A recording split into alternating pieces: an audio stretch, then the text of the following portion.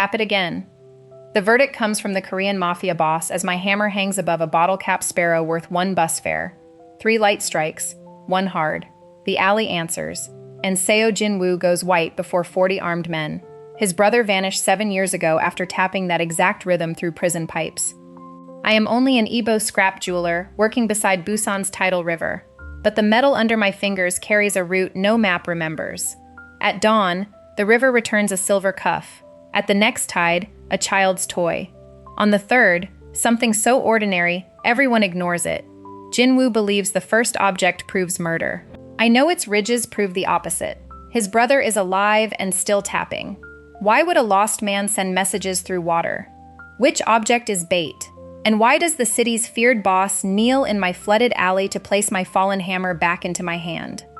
The river does not return what you ask for. It returns what its current can no longer carry.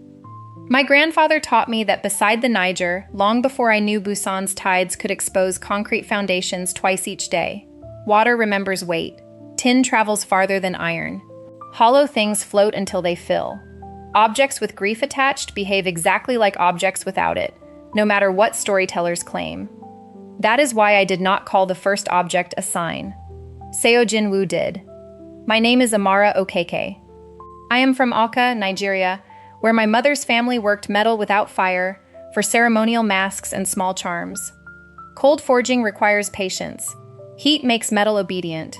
We refused heat for certain objects because resistance is part of the message. A sparrow hammered cold carries every blow in its ridges.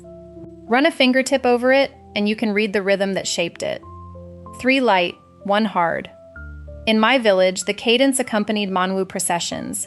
It warned children that masked ancestors approached, then reassured them the human community walked beneath the spirit cloth. 3 calls for those we see. 1 for the unseen. In Busan, it sold trinkets. My stall stood in Aomuk Alley beside a tidal branch of the Nakdong River, where old warehouses leaned toward new apartment towers. I made earrings from bottle caps, bracelets from stripped copper wire, and birds from flattened food tins.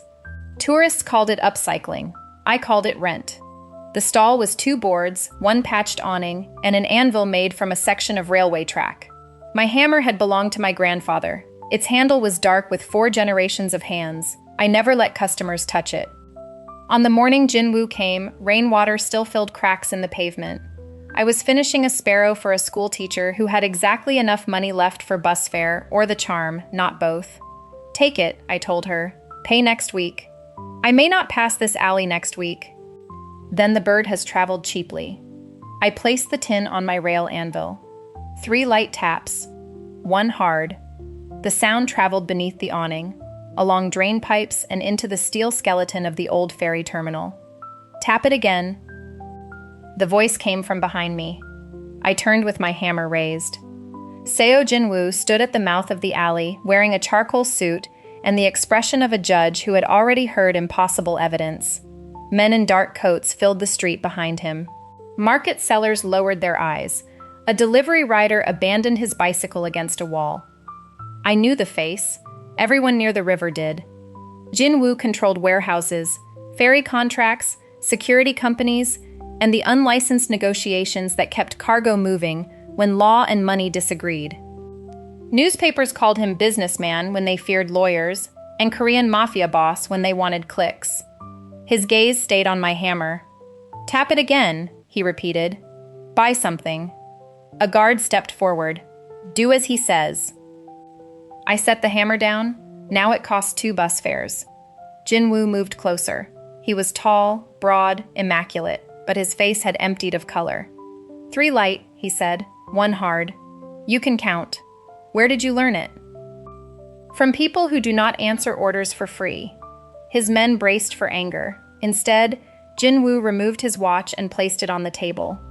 Payment. It was worth more than my stall. I pushed it back. 2 bus fares, not a man's vanity.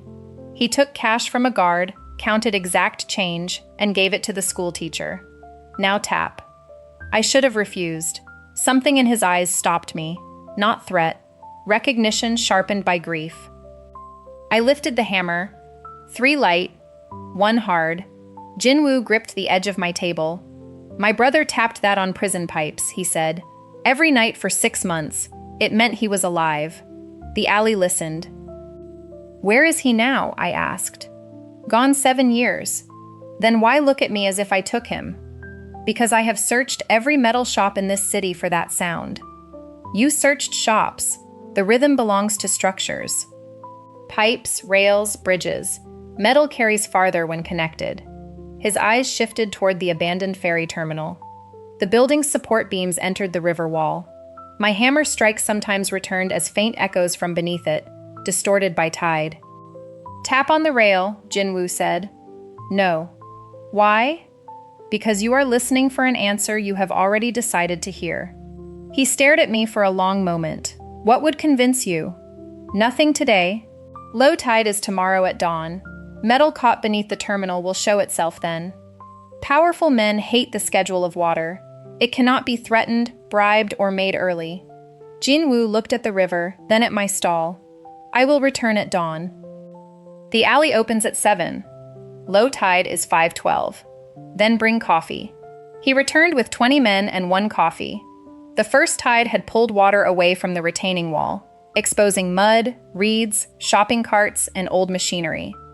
Jinwoo's men wore waterproof boots. I wore mine with a crack sealed in tape. He noticed. You need new boots. You need fewer men. He dismissed 18. That surprised me more than obedience would have.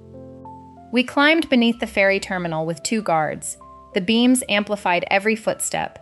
Jinwoo carried my coffee because both my hands held tools, hammer and a hooked pole. Your brother was imprisoned here? I asked.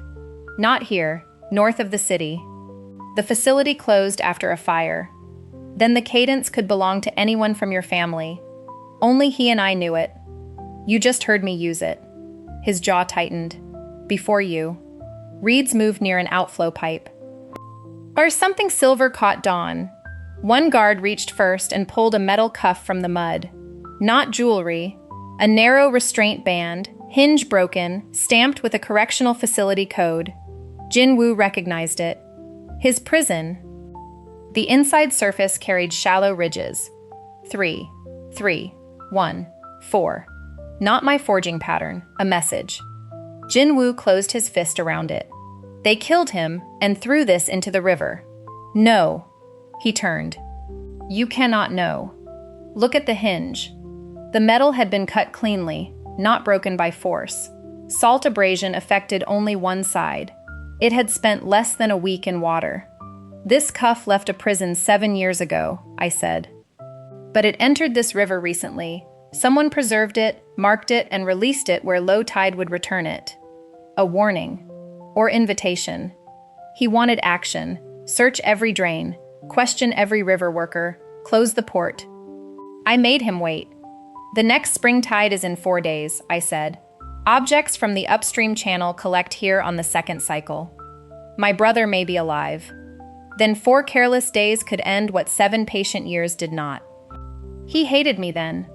Not because I blocked him, because I was right in a language his power could not overrule. For 4 days, Jinwoo guarded my stall. He claimed it was protection. I knew it was surveillance made polite.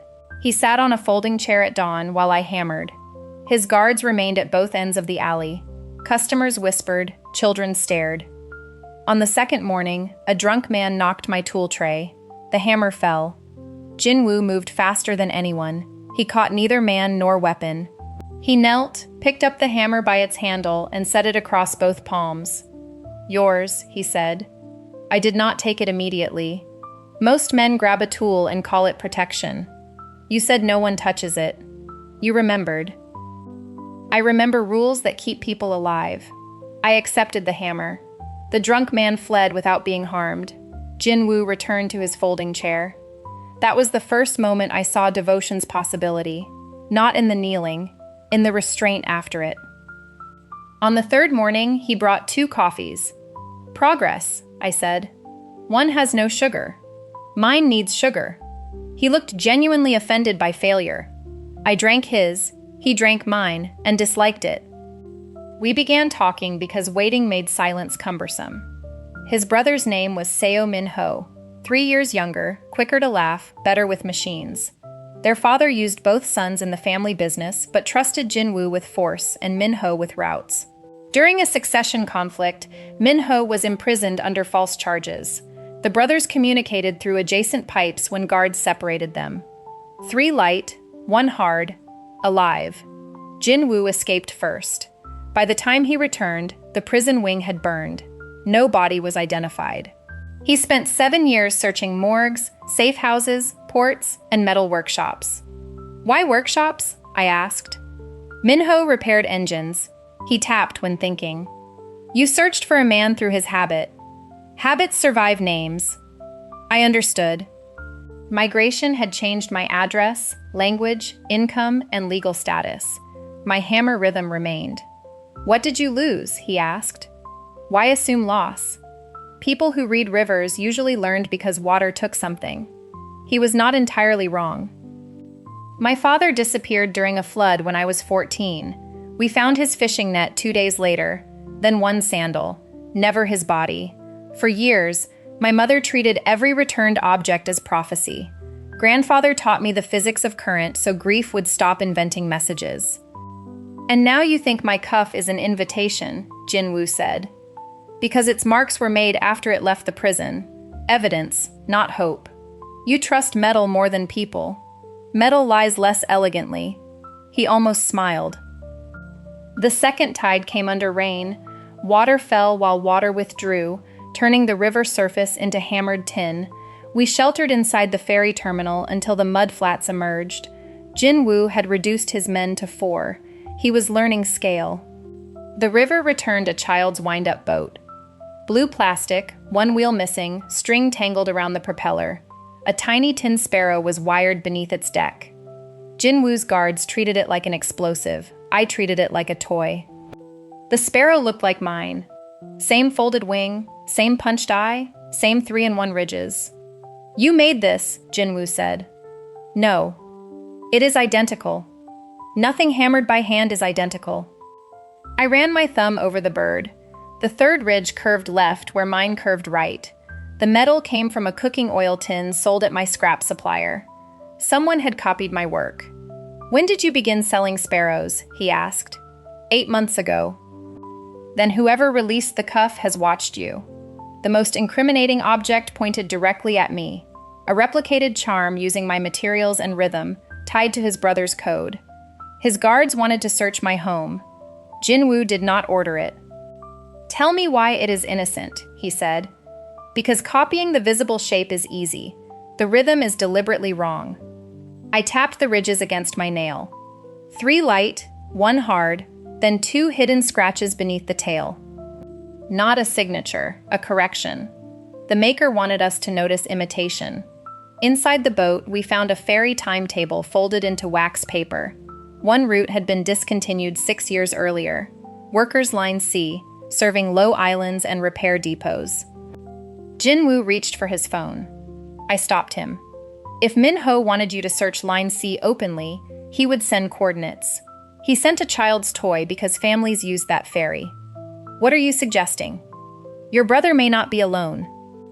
Love grew during the next wait, though neither of us called it that. The 3rd tide would not reach its lowest point for 9 days. A storm upstream altered debris movement. We could do nothing but observe. Powerless waiting stripped Jinwoo's status away. He could command ships but not silt. He could close roads but not make the moon pull harder. We spent evenings in the terminal shelter, listening to rain move through broken roofing. He brought food. I brought a small charcoal heater. We mapped currents on cardboard taken from my stall. Once, thunder shook the beams and an answering 3-in-1 echo traveled through the floor. Jinwoo stood so quickly tea spilled. I placed the hammer against a pipe. 3 light, 1 hard. We waited. Far beneath us, something answered. 3 light, 1 hard. Jinwoo closed his eyes. Minho. I tapped again. No answer. It could have been a loose support shifting with water. It could have been someone. Evidence remained incomplete. Jinwoo wanted to tear up the terminal floor. I took his hand away from the beam. If he is beneath us, why does he not come out? The question hurt him. Because he fears me, Jinwoo said. That answer changed our search. Until then, he imagined his brother trapped by enemies. He had not considered that Minho might be hiding from the empire Jinwoo became while searching. "What did you do during those 7 years?" I asked. "What was necessary?" That phrase usually hides a cemetery. His gaze hardened. "Be careful.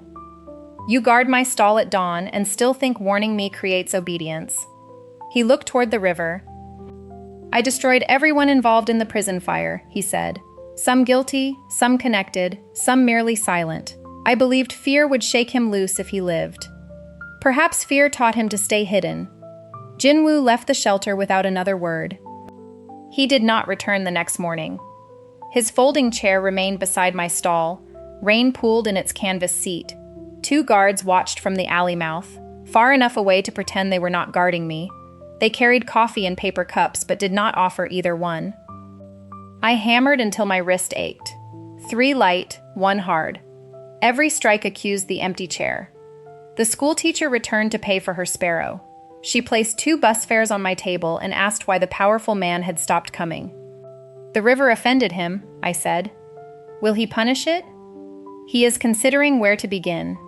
She laughed, but the guards did not. By noon, Jinwoo's absence changed the alley. Customers returned. Sellers raised their voices. A fish vendor reclaimed the space one guard had occupied and arranged silver mackerel over melting ice. Normal life pushed against fear the way weeds push through cracked pavement. I should have welcomed it. Instead, I listened for expensive shoes. He had guarded my stall for reasons tied to Minho. I knew that. Devotion built from need can resemble love until the need ends. Perhaps I had mistaken restraint for tenderness, because a dangerous man remembered one rule about my hammer. At sunset, one guard approached. "Mr. Seo asks whether the terminal pipe answered again." Mr. Seo owns a telephone. He asked me to ask. "Then tell him the river does not send reports to cowards." The guard's expression changed as if I had handed him a live coal. "I cannot say that. You can repeat any words your mouth can form. The consequences belong to the listener." He left unhappy. That night, I walked home alone for the first time since the silver cuff appeared. My room occupied the 2nd floor above a laundromat. Steam breathed through the floorboards. I ate noodles beside the window and watched the river lights blink beyond roofs. I thought of my father. After the flood took him, my mother sat beside the Niger for 13 evenings. Each time driftwood touched shore, she stood. Each floating cloth became his shirt until someone lifted it. Hope made her cruel to herself. Grandfather finally took her home and said the river was not withholding our father. It simply did not know his name. I had repeated that lesson to Jinwoo without understanding one difference. My father had not chosen to hide. Minho might have. If a living man sent 3 objects, he wanted to be found under conditions he controlled. The first object proved memory. The second proved observation. The third would not merely reveal a place. It would test what Jinwoo did with the place once he had it. I slept badly. Before dawn, tapping woke me. 3 light, 1 hard. I sat upright. The sound came again through the radiator pipe. 3 light, 1 hard. My hammer lay beside the bed. I struck the exposed heating pipe with its wooden handle. 3 light, 1 hard. Silence. Then the laundromat boiler coughed to life below me, pipes rattling through the building. No message, only machinery making grief sound intelligent. I laughed once, without humor. Even I could become my mother when darkness supplied enough longing. At 5:12, I opened my door and found Jinwoo sitting on the landing. His suit was wrinkled. His tie hung loose. No guard stood with him. "The river sent you upstairs," I said. "Your guard called me a coward." "My guard?" "The man I left outside your alley. He said the exact wording mattered." "Promote him." I did. He stood, but the narrow landing prevented him from using height as power. We faced each other between damp laundry and a flickering emergency light. "You were right," he said. I waited. Apologies from men like Jinwoo often arrived disguised as explanations. I wanted to see which he had brought. "I left because I wanted to punish you for making me understand him," he continued. I spent the night reviewing names, families displaced, businesses closed, Men I frightened because they had once delivered food to the prison. I called it searching. Min Ho may call it proof that I never changed. Did you come to ask me to forgive you? No. That surprised me. I came to ask what repair looks like when the damage cannot be undone. Why ask a jeweler? You work cold metal. You keep every blow visible. I looked at his hands. They were clean, uninjured, useless in the work he wanted. Repair is not making damage disappear, I said. It is changing what the damaged thing can safely become. And if Minho does not want a brother, then become a man who can hear no without calling it betrayal. The landing light buzzed. Can you teach that? He asked. No, but the tide can make you practice waiting. We returned to the alley together. From then until the third tide, Jinwoo changed the search by removing himself from its center. He reopened 2 repair depots he had closed while hunting Minho. He withdrew men from Workers' Line C and replaced surveillance vans with ordinary port safety crews who did not report faces. He sent compensation to families displaced by his raids without requiring signatures, gratitude, or silence. I did not praise him. Restitution is not romance. A man does not earn tenderness by stopping harm he should never have caused. Still, I watched. On the 6th day, a woman named Mrs. Han arrived at my stall carrying a broken electric kettle. She had worked at the old prison laundry. Jinwoo had questioned her 3 times over 7 years, once keeping her son from a job until she answered. He came yesterday, she told me. He apologized. Did you accept? I made him repair my kettle first. She set it on my table. The handle had been attached backward. He should remain in management, I said. Mrs. Han smiled. He stayed while I tested it. That was new. After she left, Jinwoo appeared with breakfast and inspected the kettle from a distance. She brought evidence against me, he said. It is compelling. I followed instructions. You attach the handle backward. She said attach the black side to the body. Both sides were black. I laughed before I could stop myself. He looked at me as if the sound had returned something to him. That evening, I taught him to flatten tin. Cold forging is not dramatic work. There are no sparks, no red metal, no sudden transformation. You strike, turn, listen, and strike again. Too hard and the sheet tears. Too soft and it refuses shape. The hand learns the difference before language does. Jinwoo held a small hammer like a weapon. Loosen your grip, I said. It will slip. Control is not strangling. You use metal lessons for everything. Metal has survived more men than I have. I stood behind him and guided his wrist. The alley had emptied. Rain ticked against the awning. His guards faced outward, offering us the privacy of turned backs. 3 light, I said. His first tap barely touched. That is fear, not lightness. Again. He tried. The second strike landed cleanly. The third followed. Then he raised his wrist for the hard blow and stopped. Why one hard? He asked. My grandfather said 3 taps ask the visible world to witness. The hard one asks the unseen to answer. And does it? Sometimes the answer is only the shape left behind. He struck. The tin curled beneath the hammer. When I reached around him to turn it, his breath changed. Mine did too. We stood close enough that his shoulder warmed my cheek. The powerful man who frightened an entire river district waited for my hand to move first. I stepped back. You made a wing, I said. It looks like a damaged spoon. An ambitious wing. He placed it beside my better work. Keep it. Why? So you remember I can follow instructions badly. The kettle already proves that. This time he laughed. The third tide arrived on the 9th morning beneath a sky washed clear by the storm. Dead low tide was due at 6:43. By 5, the alley smelled of exposed mud and diesel. Market workers gathered despite Jinwoo's efforts to keep the search quiet. Stories moved through working neighborhoods faster than official orders. Everyone knew the river had returned a prison cuff and a child's toy. Everyone wanted to see what came third. Jinwoo brought 4 men, not 40. Too many, I said. He dismissed 3. The remaining guard was the one who had called him a coward. His name was Park Dae-sung, Promotion had given him a better coat and no greater comfort around me.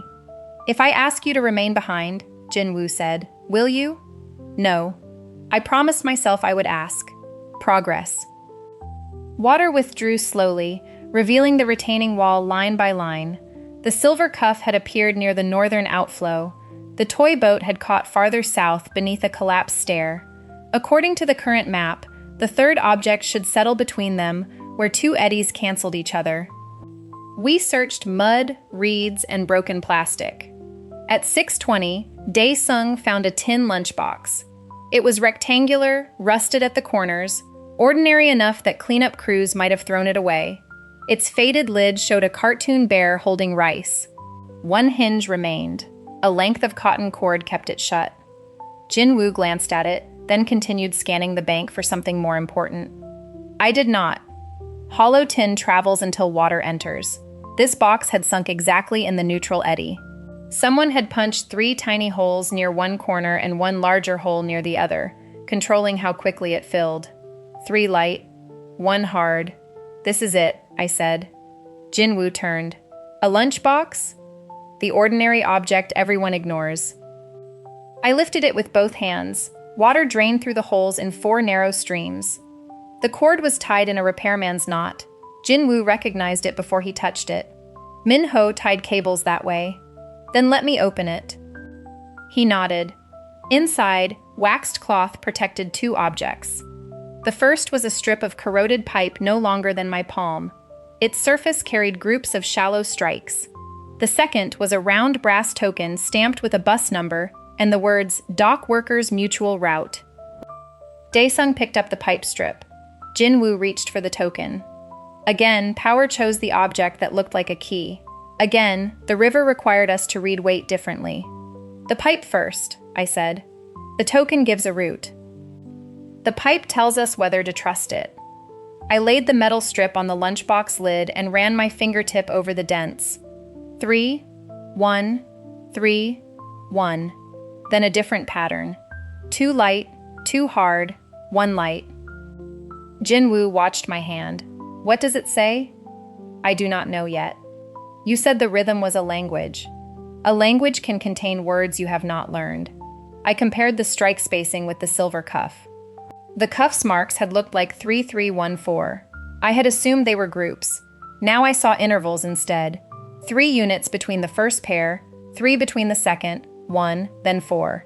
Not a message in taps. A timetable. 3:31 and 4, I said. "What?" The cuff did not say a sentence. It gave numbers. 3:31, 4.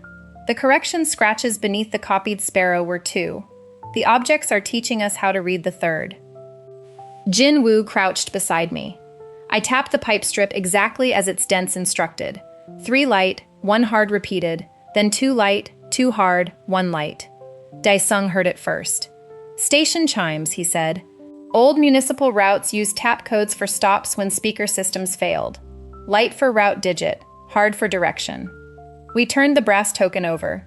Bus 331, route branch 4, stop 2. The token had not belonged to a bus operating on streets.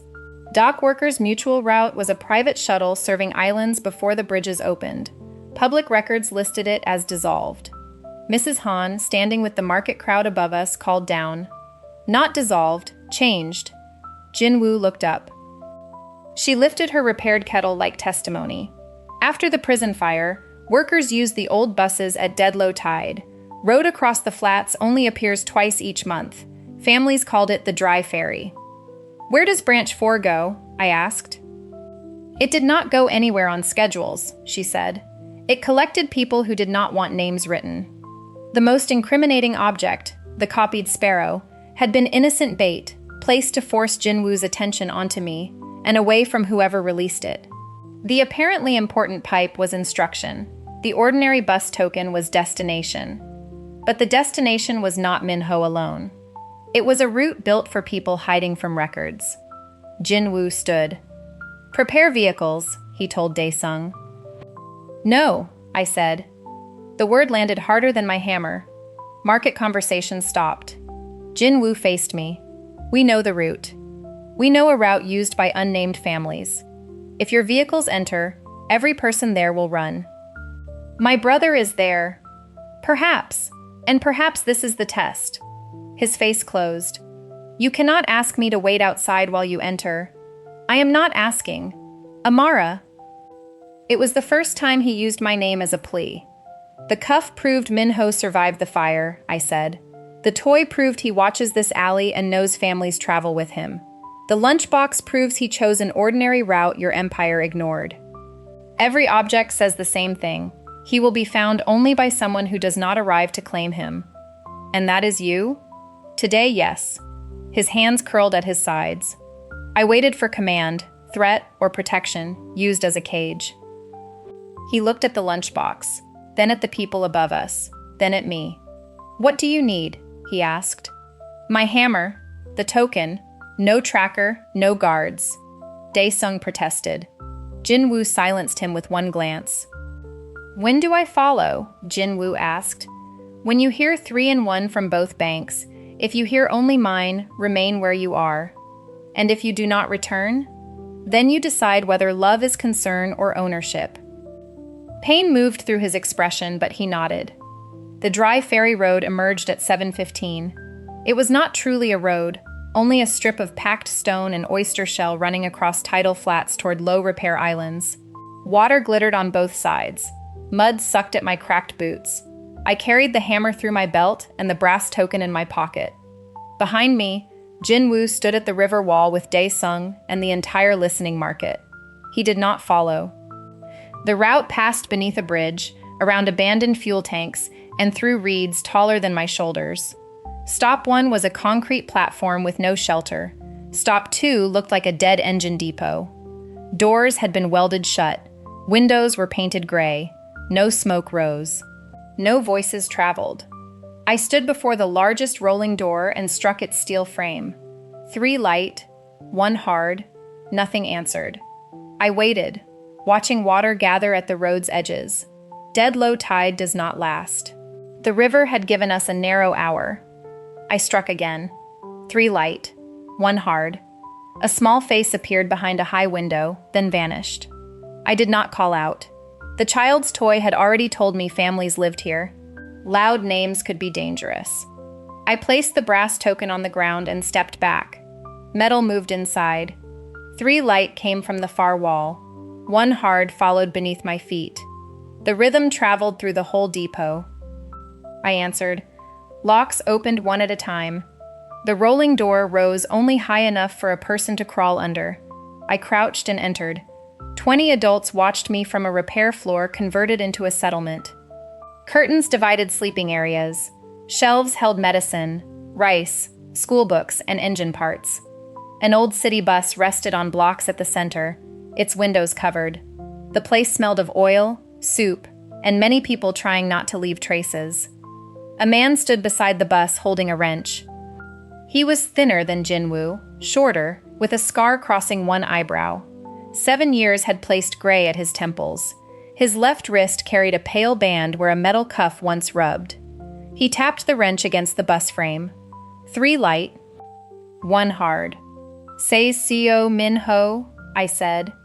Amara OKK, he replied. You know my name. I bought your first sparrow 8 months ago. You charged 1 bus fare and argued with me because I paid 2. I remembered a mechanic in a cap, face lowered, buying the bird for a child. I had not noticed his scar. You copied my work badly, I said. On purpose. The hidden scratches were insulting. You found them. Your brother nearly searched my home, but he did not. That mattered. Minho set down the wrench. No embrace waited here. No brother ran toward the river wall. The living man before me had built 7 years of reasons not to return. Why send the objects now? I asked. He looked toward the settlement. The city approved demolition of this depot. Jinwoo's company owns the replacement contract. We have 12 days.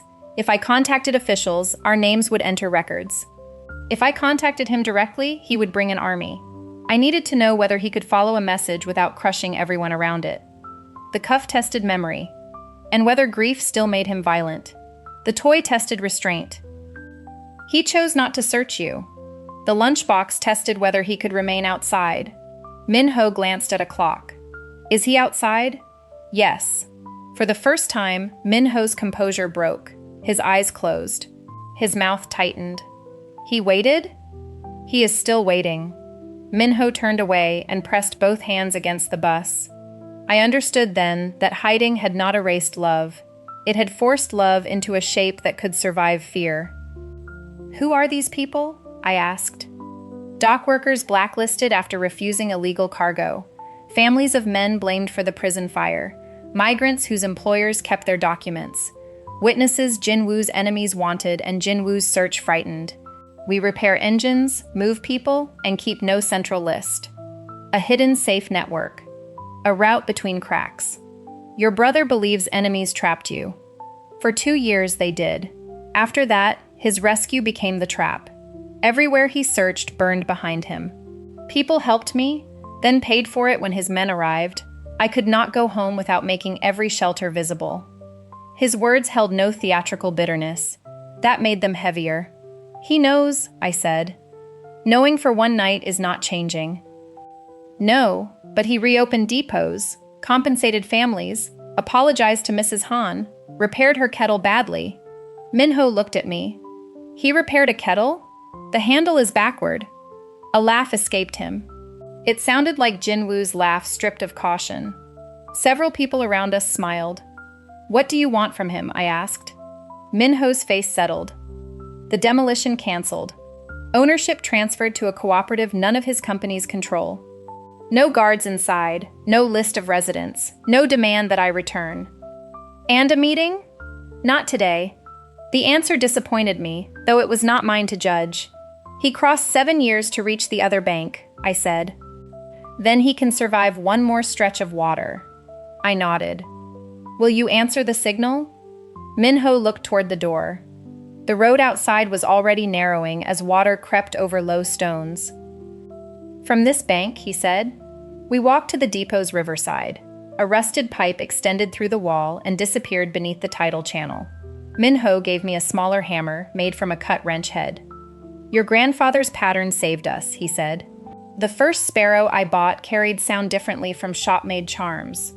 I realized ridges could hold timing even when spoken messages were unsafe. Do not praise theft as innovation. I paid 2 fares and ignored my correction.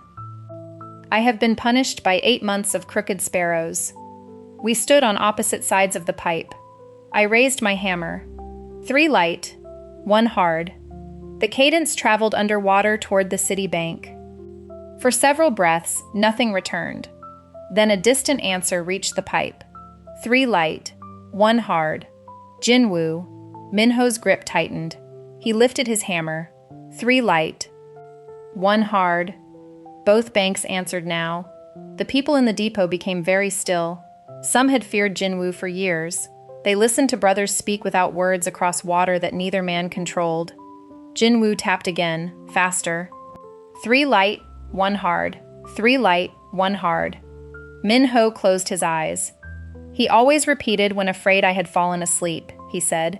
Will you let him come? To the road, not inside. I returned through the depot as residents lifted the rolling door.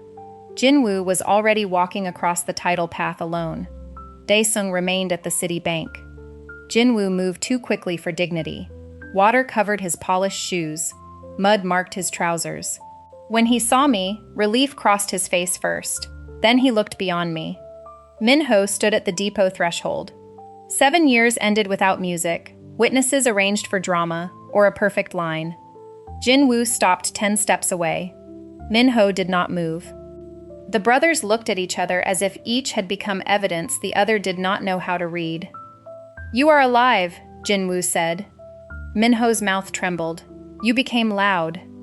Jin-woo laughed once and covered it with his hand. The sound broke into something nearer a sob. He took 1 step. Min-ho raised his palm. Jin-woo stopped. That stop mattered more than an embrace would have. I will not come home, Min-ho said. Jin-woo lowered his hand. This can be home? Not if you own it. Then I will not. You say that because you found me. I say it because Amara taught me repair does not erase damage. Both brothers looked at me. I disliked becoming the moral witness between them. Do not use my sentence to avoid making your own, I said. Jin-woo nodded. He faced Minho again. I frightened people who protected you, he said. I punished uncertainty because it felt like opposition. I called possession rescue. I cannot undo that. I can stop the demolition, transfer the land, withdraw my men, and accept whatever distance you choose after. Minho watched him. No conditions? Jin-woo's answer took time. One request. Minho's expression hardened. Tap once each month, Jin-woo said. Not your location, only alive, if you want. Water moved over the road behind him. Minho looked at the rising tide, then at his brother's ruined shoes. Each spring tide, he said, not each month. Each spring tide. They still did not embrace. Minho stepped forward and placed the repaired kettle in Jin-woo's hands. Mrs. Han asked me to fix your work, he said. The handle faced the right direction. Jin-woo stared at it, then laughed through tears he no longer tried to hide. You were beneath the terminal, I said. Sometimes, Minho replied. There is a service tunnel. The thunder made me answer before I decided whether I should. And then you stayed silent. I heard his boots above me. I was not ready. Jin-woo held the kettle against his chest like an absurd sacred object. I nearly tore up the floor, he said. I know, Minho said. That is why I stayed silent. The tide reached our ankles. Minho stepped backward toward the depot. Jin-woo did not follow. 12 days, Minho reminded him. The demolition order will be gone before noon. The cooperative papers go through Amara. I turned. Why me? Because both of us listen when you say no. You have known me 8 months and spoken to me for 12 minutes. That is longer than most honest legal appointments. He lowered the rolling door until only his shoes remained visible. Before it closed, he tapped the frame. 3 light, 1 hard. Jin-woo answered on the repaired kettle. The sound was terrible. It was enough. We crossed the road as water erased it behind us. Halfway to the city bank, Jin-woo stopped. He did not forgive me, he said. No. He may never return. No. You could soften one answer. You asked me to teach you to hear no. He looked back at the depot, now separated by shining water. He is alive, he said. This time the sentence contained gratitude rather than ownership. Yes. He reached for my hand, then stopped before touching it. May I? The question was quiet. I placed my hand in his. We walked the rest of the disappearing road together. At the city bank, market workers waited with the alert stillness of people trying not to look curious. Dae-sung inspected Jin-woo's wetsuit and wisely said nothing. Mrs. Han took the kettle from him. Better, she said after examining the handle. My brother repaired it. The words moved through the crowd. No one cheered. This was not a public victory. The safe network remained secret, and celebration would turn refuge into spectacle. People simply returned to work carrying the knowledge carefully. Jin-woo canceled the demolition before noon. By evening, lawyers produced cooperative papers. He did not put my name in ownership despite Minho's joke. I served as temporary witness, then insisted residents choose their own board. The deed prohibited sale to any CO company for 99 years. Jin-woo read that clause twice. Excessive, he said. Protective, I replied. You enjoy this. Immensely, he signed. The next morning, he returned to my stall before dawn. 1 folding chair, 2 coffees, no guards in sight, though Dae-sung pretended to inspect drains half a block away. I found Jin-woo crouched beneath my awning, gathering tools scattered by the night's wind. My grandfather's hammer lay in a shallow flood where runoff crossed the alley. He did not grab it. He removed his jacket, folded it over one arm, and knelt in water that soaked his trousers. With both hands, he lifted the hammer by its worn handle, wiped mud from the head using his own white handkerchief, and held it across his palms. The alley began waking around us. A baker opened shutters. The fish vendor paused with a crate. Dae-sung looked away to preserve dignity that no longer needed protection. Yours, Jin-woo said. The gesture repeated our fourth morning, but everything inside it had changed. Then, he had knelt because he remembered my rule while waiting for his brother. Now, Min-ho had been found. Jin-woo no longer needed my ear, my map, or my hammer. He knelt because care had survived usefulness. I accepted the tool. You ruined another suit, I said. I own several. That is not the lesson. I know, he remained kneeling. The lesson is to ask whether the thing I protect wants protection. Better. May I guard your stall today? Why? Because two men who worked for a demolition contractor may object to losing the depot.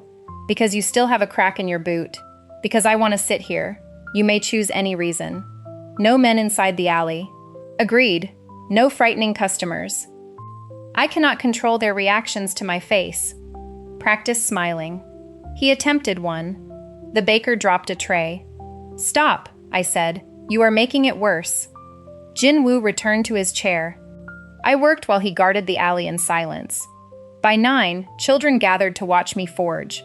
I flattened a clean piece of tin cut from the third tide's lunchbox.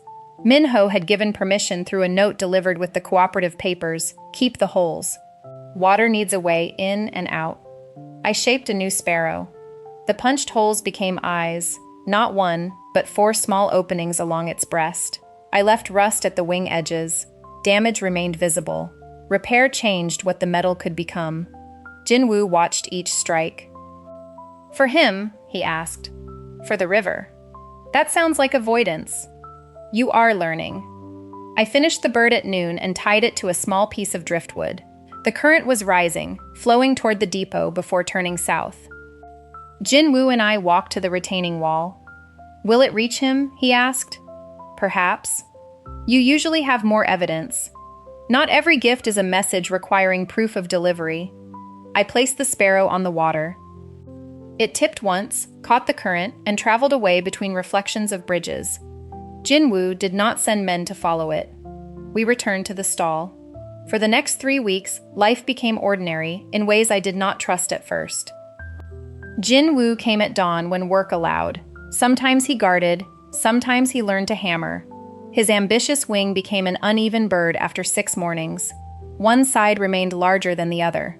It is flying in a crosswind, he said. It is falling with confidence.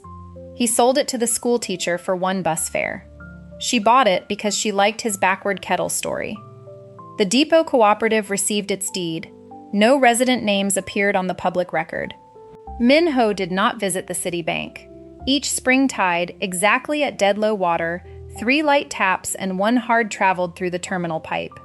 Jin-woo always answered. Sometimes there was no second message. He learned not to repeat. That was how I measured change, not through declarations but through the silence after 1 unanswered signal. He could let concern remain unanswered without turning it into pursuit. Love arrived similarly, not as surrender, not as the city's feared man claiming a poor jeweler before witnesses. It entered through repeated permission. May I carry the scrap box? May I sit here? May I walk you home? May I touch your hand? Some days I said yes. Some days no. He treated both as complete sentences. One evening, he stood in my small room while the laundromat steamed beneath us. Rain covered the window. My hammer rested beside the radiator where false messages once woke me. I hear tapping everywhere now, he said. Pipes make noise. I know. Do you? He looked at the radiator. I know not every sound is Min-ho. I also know hearing him taught me to listen differently. That is nearly wise. Nearly? You still arrived with 6 vehicles. 2. I looked through the window at the street. 2 black cars waited below. Progress, I said. He moved closer. May I kiss you? May I kiss you? I had imagined a man like Jin-woo would kiss as he entered rooms, assuming space surrendered before him. Instead he waited, shoulders held with visible effort, leaving the distance mine. Yes, I said. His first touch was careful enough to feel like another question. I answered by gripping his loosened tie and pulling him nearer. The radiator knocked once. We both laughed against each other's mouths. Months later, the river returned the sparrow. Not the same way it had returned the cuff, boat, and lunchbox. A small girl carried it into my alley on a string. She was perhaps 8, old enough to negotiate and young enough not to fear Jinwoo sitting on his folding chair. "I found this near the island," she said. The bird had changed. Someone had hammered a second wing onto it using metal from a blue bus panel. My 4 drainage holes remained. Beneath the tail, fresh ridges formed a new cadence. 3 light, 1 hard, then 1 light. Jinwoo stood but did not call guards. "What does the last tap mean?" he asked. I ran my thumb across it. The visible world, the unseen, and one choice still open. That is not a real translation. Languages grow. The girl held out her hand. 1 bus fare, delivery price. Jinwoo paid exactly. "Did a man give this to you?" he asked. She shrugged. "The river did." Then she ran toward the market with her money. Jinwoo turned the altered sparrow in his hands. "He touched it," he said. "Someone at the depot did. You will not let me have certainty. Certainty is expensive. You paid only 1 bus fare." He smiled, properly now, without frightening the baker.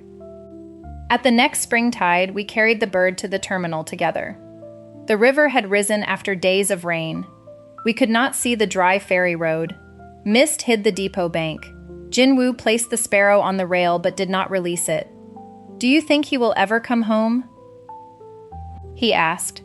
"He may already be home." "Do you think he will let me visit?" Ask the pipe.